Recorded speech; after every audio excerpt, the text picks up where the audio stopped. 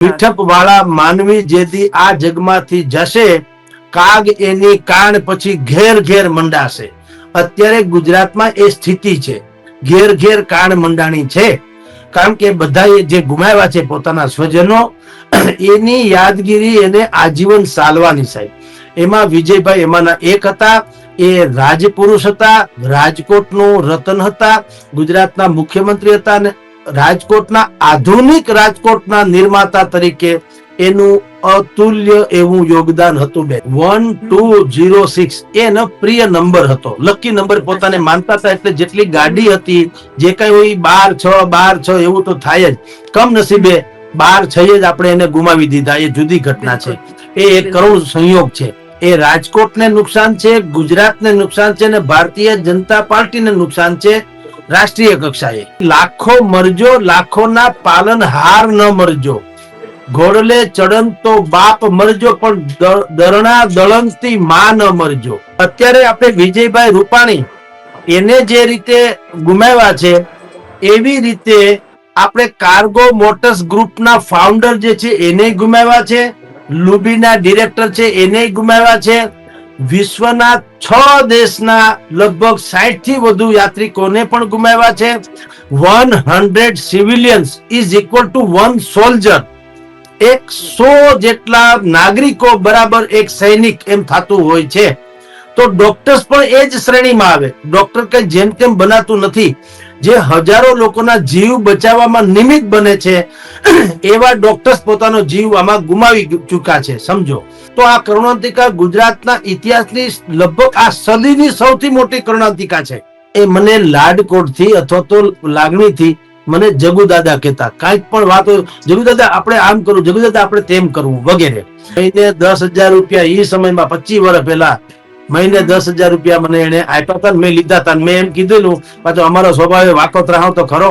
મેં કીધું તિરુપતિ બાલાજીને ધરે એમ ધરી જવાના હો, પગાર આપો એટલે કઈ હું ગુલામ ન થઈ જાઉં. અને તમારે આશીર્વાદ રૂપે મારી પાસે મેટર લઈ જવાની, એની ઉઘરાણી પણ નહીં. તો કે સાહેબ મને બધું મંજૂર છે. એ તો અમારે વર્ષો જૂના સંબંધ હતા. એટલે મેં ભાઈ રૂપાણીને એમ કીધેલું, તમારે મને પલાખા ન લખાવવા, એટલે કે આખે આખું ડીટેટું લખાવવાની જરૂર નથી કે રાજકોટ તારીખ એટલી, એવું ત્યાંથી શરૂ નહીં કરું. તમારે મને પોઈન્ટ આપી દેવાનું, મારી રીતે લખી, મને ખબર જ છે. એટલે એને મને પોઈન્ટ આપી દીધા અને મેં મેટર લખીને એમાં ઇન્ટ્રો બાંધીને એમ કીધેલું કે સૌરાષ્ટ્રનું રાજધાની રાજકોટ છે. રાજકોટમાં 7મ 8મના તહેવારમાં ફરસાણની કિંમતનું ભાવ બાંધણું થાય છે, પણ આ જે ઉપર ઉગતા ફેરકડા છે એના ભાવતાલનું ભાવ બાંધણું કોણ કરશે? મોટું ગ્રુપ છે રાજકોટમાં. એક તો એનું પોતાનું એક અંગત ગ્રુપ છે, એને નટોરિયસ નોટી બોય. એ જે સ્કૂલમાં ભણતા હતા, એ સ્કૂલના મિત્રો હતા, એની સાથે એ લોકો દર ઉત્તરાયણે ધાબા ઉપર બેસી પતંગ ઉડાડે. ત્યારે શરત એ હતું કે ધાબા ઉપર એને આવવાનું જેણે નીચેના ગ્રાઉન્ડ ફ્લોર ઉપર પોતાની પદ અને પ્રતિષ્ઠા ઉતારીને આવ્યા હોય. એ મેં તુમ્હે લિપટ કે ક્યું ન સો જાઉં ઓ મેરી કબ્ર. કબ્રને કવિ કહે છે કે મેં તુમ્હે લિપટ કે क्यों न सो जाओ अमरी कब्र, मैंने तुम्हें जी दे करके पाया है, जान दे करके पाया है. સેમ પોઝિશન થયું છે કે તારી ડેલીને અમે ભેટીને શું કામ રડી ન પડીએ ઓ રૂપાણીજી, કારણ કે તમે અમારા અડધી રાતના હોકારા હતા. નમસ્કાર, આપ જોઈ રહ્યા છો ટીવી 13 ગુજરાતી. હું છું આપની સાથે બંસી રાજપૂત. ખાસ કરીને આપની સમક્ષ આજે આવવાની જરૂર પડી છે કારણ કે જે રીતે 12/6/2025 નો એ કાળો ગોઝારો દિવસ અમદાવાદ કે ગુજરાત ક્યારેય નહીં ભૂલે, જેમાં આપણે આપણા 241 જેટલા જે મુસાફરો છે તેને અમદાવાદ પ્લેન ક્રેશ દુર્ઘટનામાં ગુમાવી દીધા છે. અને સાથે સાથે એની અંદર આપણે આપણા જે માજી મુખ્યમંત્રી છે વિજય રૂપાણી, તેમને પણ તેમાં ગુમાવ્યા છે. વિજય રૂપાણી મૂળ રાજકોટના હતા અને ત્યારબાદ જે રીતે એમણે મુખ્યમંત્રી તરીકેનો તેમનો આખો જે કાર્યકાળ રહ્યો તેને લઈને ખાસ એમની સાથે એમને ખૂબ જ નજીકથી જો ઓળખતા હોય એવા ખૂબ જાણીતા પત્રકાર જગદીશભાઈ આજે આપણી સાથે જોડાયા છે અને તેમના વિશે આપણે આજે ખાસ વાત કરશું. જગદીશભાઈ, સૌથી પહેલા તો કે જે આ એક કાળો દિવસ આપણે કોઈ પણ ક્યારેય નહીં ભૂલી શકીએ અને એમાં આપણે આપણા જે માજી મુખ્યમંત્રી છે વિજયભાઈ, એક એવું વ્યક્તિત્વ આપણે ગુમાવી દીધું છે. ખૂબ નજીકથી તમે તેમને ઓળખતા હતા. શબ્દો નથી અત્યારે વર્ણવવા માટે કે શું કહેશો તમે? જો બંસીબેન, ખાલી વિજય રૂપાણી જ નહીં, એ તો મોટું નામ, સેલિબ્રિટીઝ અને પોલિટિકલી અત્યારે જાહેર જીવનમાં હતા, એટલે એના વિશે આપણે બહુ ચર્ચા કરીએ છીએ. થવી ઘટે એ તો ગુમાવ્યા જ છે. એ રાજકોટને નુકસાન છે, ગુજરાતને નુકસાન છે, અને ભારતીય જનતા પાર્ટીને નુકસાન છે રાષ્ટ્રીય કક્ષાએ, એમાં કોઈ સંદેહ નથી. પણ પ્લેન ક્રેશ જેવી ઘટનાઓમાં જે વધુ પડતી ચર્ચા થવી જોઈએ ઓછી થાય છે. આપણે કહું છું કે એક પણ વ્યક્તિ એમાં લગભગ સામાન્ય કે કોમન મેન હોતો નથી. આપની જાણ ખાતર બેન, જે લોકો વચ્ચે ગામડામાં એક કહેવત છે કે ભાઈ લાખો મરજો, લાખોના પાલન હાર ન મરજો, ઘોડલે ચડન તો બાપ મરજો, પણ દરણા દળંગથી માં ન મરજો. કારણ કે એ લોકો લાખો લોકોને જીવતદાન આપનારા હોય છે. અત્યારે આપણે વિજયભાઈ રૂપાણી એને જે રીતે ગુમાવ્યા છે, એવી રીતે આપણે કાર્ગો મોટર્સ ગ્રુપના ફાઉન્ડર જે છે એને ગુમાવ્યા છે, લુબીના ડિરેક્ટર છે એને ગુમાવ્યા છે, વિશ્વના 6 દેશના લગભગ 60 થી વધુ યાત્રિકોને પણ ગુમાવ્યા છે, અને વડોદરાથી માંડીને અમરેલી, વડિયા, જાફરાબાદ, જુનાગઢ એવા બધા જ લોકોના પણ સ્વજનો ગુમાવ્યા છે. સીબીઆઈ ના એક બહુ મોટા અફસર છે, એની દીકરી વડોદરા, એ પણ આમાં ગુમાવી. ટૂંકમાં દરેકે પોતપોતાના સ્વજનો ગુમાવ્યા છે બેન.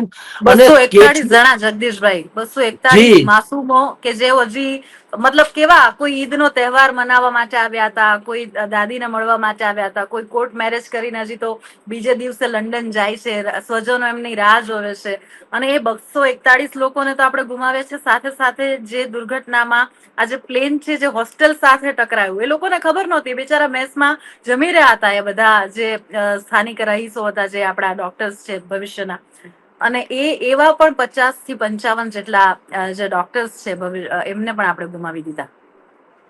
બેન, ઈ તો ઈથી મોટી દુર્ઘટના એ જ કહું છું કે વિજયભાઈ જેવી તમે જુઓ તો આ કેવી કરુણાંતિકા છે કે જે આપણે આ ડોક્ટર્સ છે એમને નથી બનાતું ને બેન. ડોક્ટર બનવા માટે જે લોકોએ જેટલી સાધના કરી છે, એના પરિવારે જેટલો ભોગ આપ્યો છે, અને સ્વયં ડોક્ટરે પણ જે રીતે એને વ્યવસ્થા કરી છે, એ બધું જોતા આપણે બહુ મહામૂલી જિંદગી ગુમાવીએ છીએ સાહેબ, સમજી લ્યો.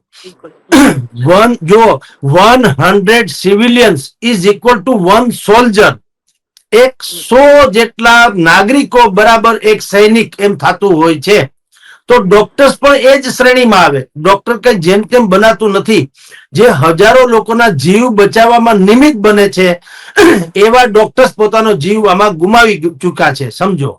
એટલે આ કરુણાંતિકા અનેક આયામોથી, અનેક દ્રષ્ટિકોણથી જુઓ તો આ કરુણાંતિકા ગુજરાતના ઇતિહાસની લગભગ આ સદીની સૌથી મોટી કરુણાંતિકા છે.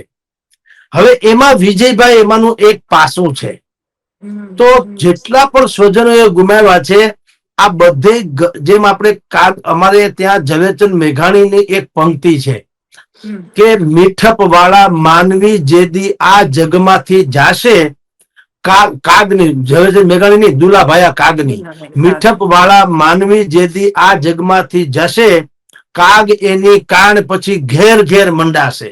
અત્યારે ગુજરાતમાં એ સ્થિતિ છે, ઘેર ઘેર કાન મંડાણી છે. કારણ કે બધા જે ગુમાવ્યા છે પોતાના સ્વજનો, એની યાદગીરી એને આજીવન સાલવાની સાહેબ. એમાં વિજયભાઈ એમાંના એક હતા. એ રાજપુરુષ હતા, રાજકોટનું રતન હતા, ગુજરાતના મુખ્યમંત્રી હતા, અને રાજકોટના આધુનિક રાજકોટના નિર્માતા તરીકે એનું અતુલ્ય એવું યોગદાન હતું બેન. જી બિલકુલ બિલકુલ. તમારી સાથે, કારણ કે તમે રાજકોટ થી છો, રાજકોટમાં એમનું રહેણાંક વિસ્તાર આતે, તો એમની સાથેની કોઈ એવી યાદો, એમની સાથેની કોઈ એવી વાત કે જે તમે અમારી સાથે શેર કરી શકો એવું, જગદીશભાઈ? બેન, ઘણી યાદો છે. સ્વાભાવિક જ અમારે લગભગ 20, 25, 30 વર્ષનો એની સાથેનો નાતો, જ્યારે તેઓ શ્રી કોર્પોરેટર હતા. કોર્પોરેટર હતા, પછી સ્ટેન્ડિંગ કમિટીના ચેરમેન બન્યા, પછી મેયર બન્યા, પછી રાજ્યસભાના સદસ્ય બન્યા, પછી ધારાસભ્ય બન્યા, અને પછી મુખ્યમંત્રી બન્યા. અહીંયાની આખી એની જે સફર છે, એ સફરના અમે પત્રકાર તરીકે સાક્ષી રહ્યા છીએ. અને આપને કહું, એ મને લાડકોટથી અથવા તો લાગણીથી મને જગુ દાદા કહેતા, કાંઈક પણ વાત હોય, જગુ દાદા આપણે આમ કરવું, જગુ દાદા આપણે તેમ કરવું વગેરે. હવે એ જયારે રાજ્યસભાના સદસ્ય બન્યા ત્યારે એને અમારા બંનેના એક કોમન મિત્ર છે ચંદ્રકાંતભાઈ હિરાણી, જે શોર્ટ ફોર્મમાં ચભાઈ તરીકે ઓળખાતા. ખાલી ચંદ્રકાંત હિરાણી કયો તો હજી કોઈને ખબર ના પડે, પણ ચભાઈ કયો એટલે બધાને ખબર પડે કે આ કોની વાત કરે છે. એ ચંદ્રકાંતભાઈ હિરાણીને વિજયભાઈ રૂપાણીએ કીધું, મને એવા એક વ્યક્તિ આપો જે હવે હું સૌરાષ્ટ્રની વાત રાજ્યસભા દ્વારા દિલ્હીના દરબારમાં રજૂ કરું છું, પણ દિલ્હીથી જે જવાબ મળે એ ગામડાના નેહડા સુધીના લોકોને ગળે ઉતરે એવી ભાષામાં લખી શકે, સમજાવી શકે એવો કોઈ પત્રકાર ખરો એમ. હવે ચંદ્રકાંતભાઈ હિરાણીએ મારું નામ આપ્યું પ્રેમથી કે ભાઈ આપણે તમને એક નામ આપું વિજયભાઈને, કે પછી મને નથી લાગતું કે તમારે પછી બીજી કઈ એમાં સંશય રહેશે. એને મારું નામ આપ્યું, વિજયબાબુ રાજી થયા. એને મને ફોન કર્યું કે હવે આમાં છગડીયો કાઉન્સ છે, એમાં બધી વસ્તુ આવી ગઈ. પછી એને મને કામ સોંપ્યું. અને બેન હું આપને કહું કે જે તે સમયે હું નોકરી નતો કરતો, આપણે તો બધું છાપાવાળાનું તમે જાણો છો, એટલે મારી નોકરી એક જગ્યાએ છૂટી. પૈસા આપવા પડશે મહિને 10,000 રૂપિયા. એ સમયમાં 25 વર્ષ પહેલા મહિને 10,000 રૂપિયા મને એને આપ્યા હતા. મેં લીધા હતા. મેં એમ કીધેલું, પાછો અમારો સ્વભાવ વાકોતરાહ તો ખરો. મેં કીધું તિરુપતિ બાલાજીને ધરે એમ ધરી જવાના હો, પગાર આપો એટલે કઈ હું ગુલામ ન થઈ જાઉં, અને તમારે આશીર્વાદ રૂપે મારી પાસે મેટર લઈ જવાની, એની ઉઘરાણી પણ નહીં. તો કે સાહેબ મને બધું મંજૂર છે. એ તો અમારે વર્ષો જૂના સંબંધ હતા. એટલે પછી એ જયારે રાજ્યસભામાં કોઈ વાત રજૂ કરે એને હું અમારી લોકબોલીમાં કાઠિયાવાડી ભાષામાં સૌરાષ્ટ્રની લહેકામાં હું એને લખી આપું અને અન્ય દૈનિકોમાં મોકલે, જેમાં બધામાં છપાઈ જાય. કારણ કે પછી છાપાળવી ભાષામાં હોય એટલે ને એડિટિંગ ન કરવું પડે, સમય કોઈ પાસે હોતો નથી. એક વખત એને મને કીધું કે ભાઈ એર ફેર વધી ગયું છે, રાજકોટ થી દિલ્હીનું ભાડું, રાજકોટ થી મુંબઈનું ભાડું, આ લોકો જે એર કંપનીઓ જે છે ને મન પડે એવા ભાવ લે છે. જયારે પીક અવર્સ હોય, જયારે બહુ જરૂર હોય ત્યારે ભાવ વધારી દે, જયારે બાકીની સિઝન હોય ઓફ સિઝન તો ભાવ ઘટાડી દે. ક્યારેક 6,000 હોય, ક્યારેક 9,000 હોય, ક્યારેક 11,000 હોય. તો એના વિશે એને મને કીધું કે આના વિશે લખવું.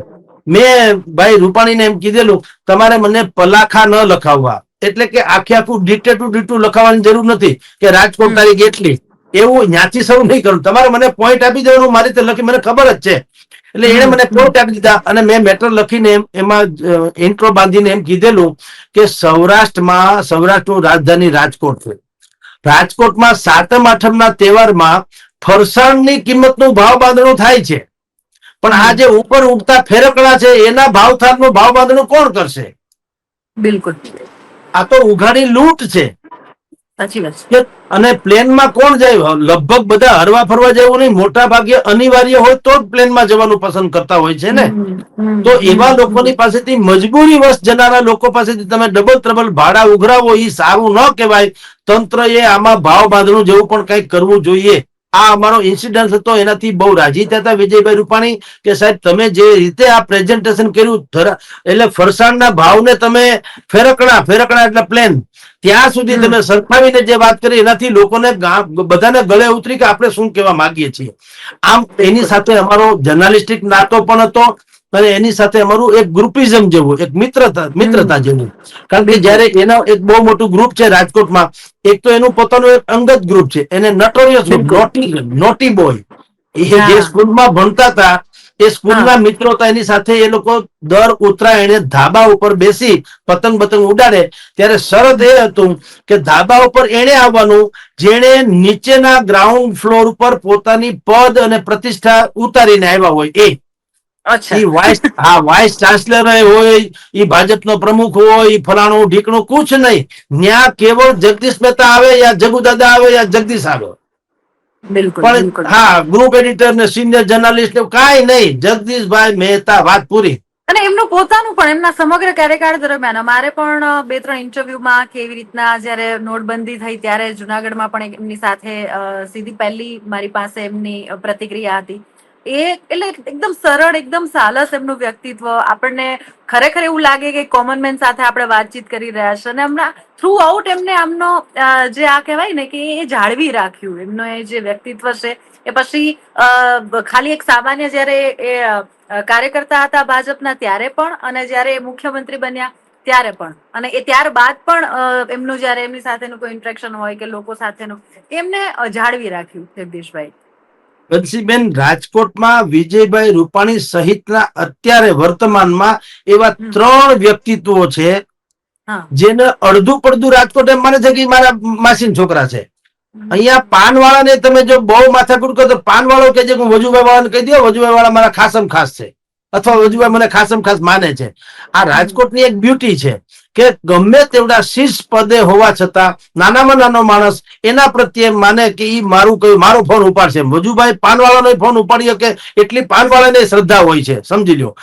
Vijaybhai Rupani one of them, ઈ પણ એવા જ હતા. મુખ્યમંત્રી બનતા બન્યા તેમ પણ એને કોઈ અહમ ઈગોની, પ્રોટોકોલ પ્રમાણે જેટલું જળવાતું ને જળવે, પણ જ્યારે આપણે એને મળીએ ત્યારે ઈ ભૂલી જાય છે કે ઈ સીએમ હતા ને આપણે કઈ ફલાણું હતા. એ બિલકુલ એ જ લહેજામાં વાત કરતા હતા. આવું ત્રીજું એક વ્યક્તિત્વ રાજકોટમાં છે, એ અકીલાના મોભી છે, કિરીટભાઈ ગણાત્રા. તમે દર ત્રીજા માણસને પૂછો, એ કહે છે કિરીટભાઈ મને દીકરાની જેમ ચાહે, દીકરાની જેમ ચાહે, દીકરાની જેમ ચાહે. હવે કિરીટભાઈના દીકરા કેટલા સમજી લો, કારણ કે એનું માવતર જેવું છત્ર છે. કિરીટભાઈ ગણાત્રા, વજુભાઈ વાળા કે વિજયભાઈ રૂપાણી, આ અમુક પ્રકારની એવી શખ્સિયત છે, એનું છત્ર માવતર જેવું છે. ત્યાં દરેક સમસ્યા હલ થાય. આજ સૌરાષ્ટ્રની ધરા કે સૌરાષ્ટ્રની જે માટી છે એની આ મજા કે એની કહેવાય કે ઓળખ જ કદાચ